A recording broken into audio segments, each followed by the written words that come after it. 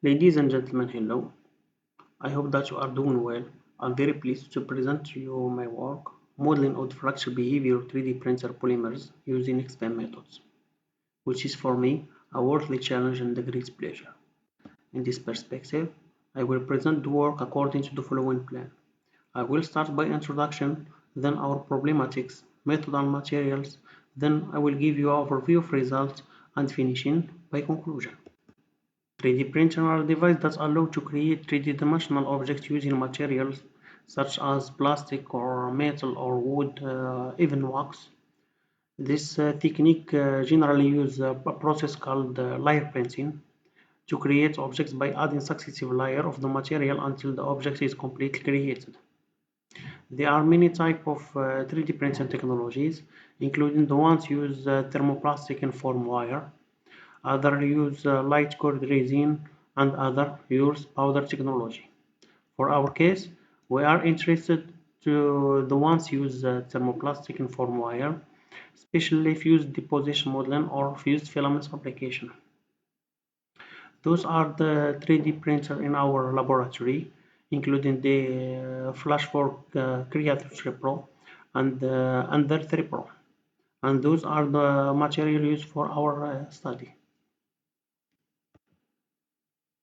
So the fused filament fabrication technique is basically using a polymeric thermoplastic filament made on PLA or PA or ABS, pushing it into a heating block into a nozzle.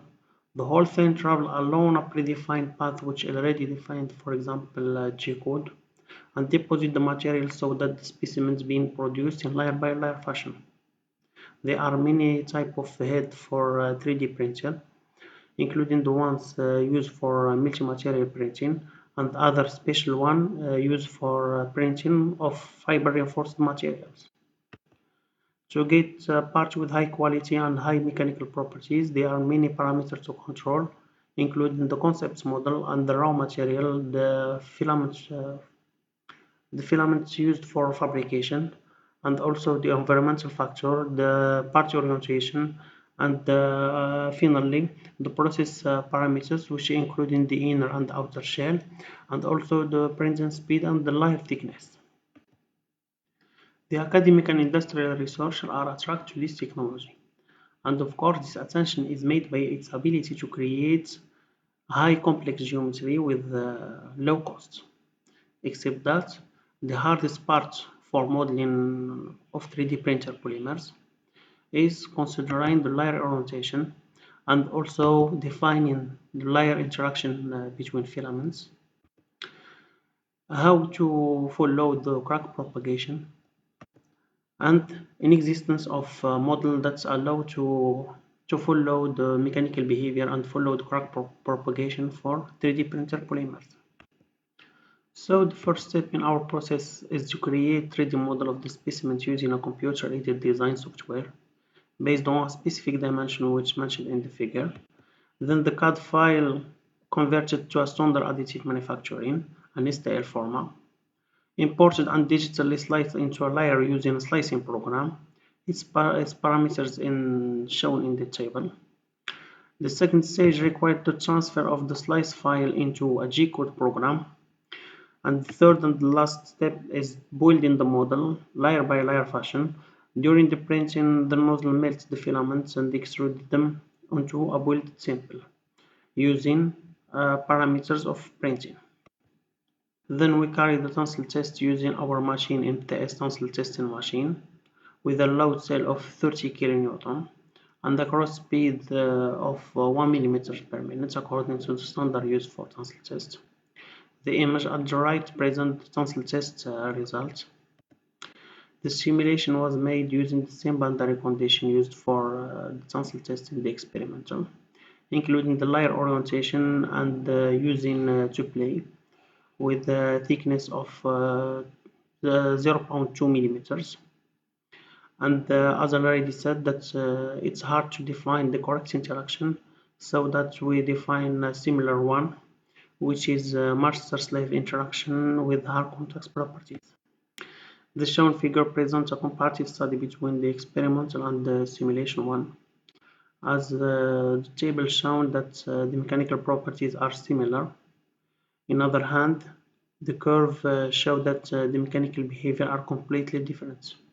For this reason, the video represents the evolution of the crack length in function of time for two layers. At the beginning, the crack speed is slow, and the crack growth is controllable. After 30 seconds, the crack behavior of the printed specimens diverge and increase rapidly and being uncontrollable, which is confirmed in the right graph. The crack growth is measured by seconds of successive image. In fact, the calculation of the crack length was based on the size of the element. For example, we have 11 elements which multiply by the size of the elements, which is 0.5 millimeters, which equal to 5.5 millimeters. So based on a sequence of image, and because of the calculation code does not have a direct method to determine the crack evolution and function of time, therefore we take this various image with different time increments and measure them to get the crack length. On the other hand, the experience was recorded using a camera. Then an adaptive study was made by fixing the starting and the ending of the tensile test with the starting and the ending of the recorded video. Then we split the video with a total length of 26 seconds into 38 frames. The conventional time for each frame was 0.7 seconds. This division was obtained to study the crack length, and the crack length was studied using imagery by importing the frames and selecting two reference bounds, one for the initial state and the other for the following form. It should mention that the program works according to ladder of 23.5. The two graphs show the evolution of the crack length in function of life fraction for the experimental tensile test and the simulated one. For each sequence of frame, as it shows, at the beginning the crack length speeds slowly and the crack growth is controllable.